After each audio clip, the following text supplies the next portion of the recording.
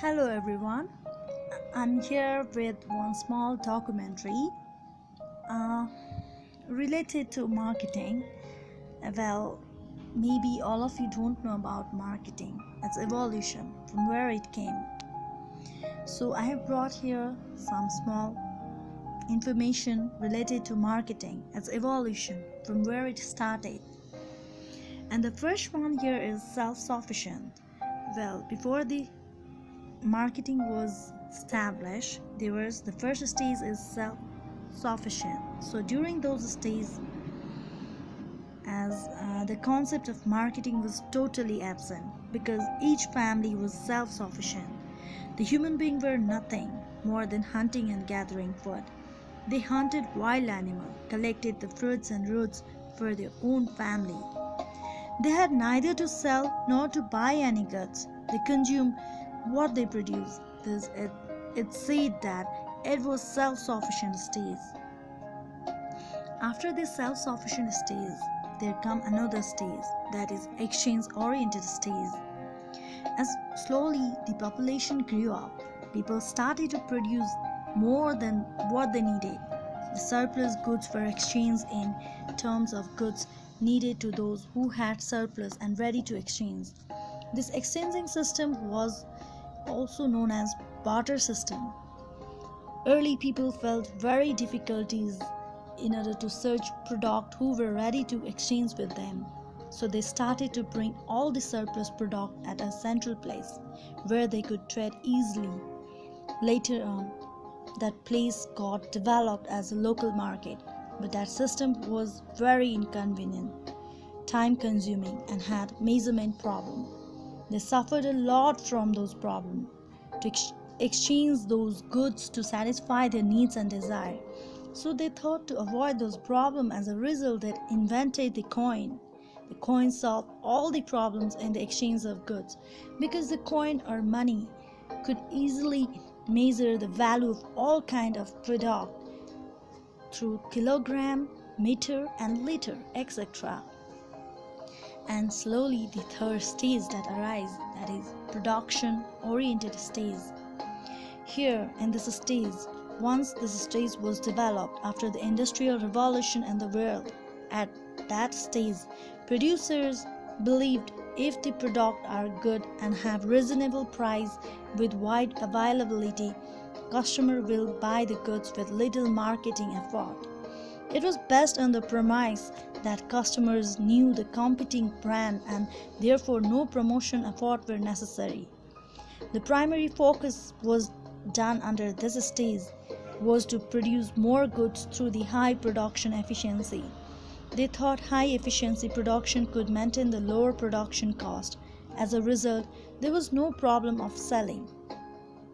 Producers started to establish sales department to sell the product at a price determined by the producer. The job was to sell the product under the instruction of sales executive.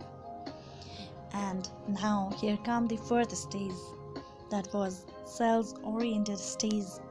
Under this stage, they assumed that customer would normally not purchase enough unless approached through incentive sales promotion and salesmanship effort. They thought that products were not purchased, but they had to be sold with the help of incentive tool. It was clear that the main problem in the economy was not to produce the goods, but to sell them. So organizers and marketers started to use aggressive promotional tools such as advertising and salesperson to persuade the customer about the goods. Their main purpose was to attract the customer to the product, but no effort were made to satisfy the needs of the customer. So greater emphasis was given in increasing the sales than customer satisfaction. And then here come the fifth stage, that was marketing oriented stage. From here the marketing started. Under this stage, it was emphasized first to determine the need and demand of the people and to distribute the goods more effectively and efficiently than competitor. Therefore, producers were forced to rethink over the marketing philosophy. They decided to find out the need of the customer and produce what customer actually needed. As according to Peter Drucker, the aim of marketing is to know and understanding the customer so well that the product and service fit him and sell it. Sales-oriented stage was focused on the need of the seller. The seller need is to convert the good into cash, whereas this concept is on the need of the customers. And here comes the sixth stage, that is customer-oriented stage. This is one of the modern concepts of marketing, which was introduced after 1950 AD. It believes the philosophy consumer and satisfaction, not the product. Product must be produced to satisfy the need and want of the consumer. It also suggests in adopting the marketing mix, it focuses to provide maximum satisfaction. As a result, people are getting the required product at their home. Home delivery service, after-sale service, free camp and free installation, etc. are the example of this stage. And here comes the last stage, that is management-oriented stage. This stage focuses and suggests to the management that marketing must be well planned, well organized, well staffed and well controlled. The producer must first determine what it can sell, how much it can sell, and what approach must be used to convince the changing customer. Thus, several local, regional, national and international organizations are established to manage the marketing activities around the world. FNCCI, SAFTA, European Union and World Trade Organization, etc. are some examples of the organization.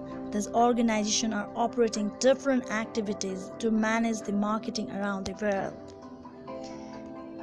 I hope you like it, so please do subscribe.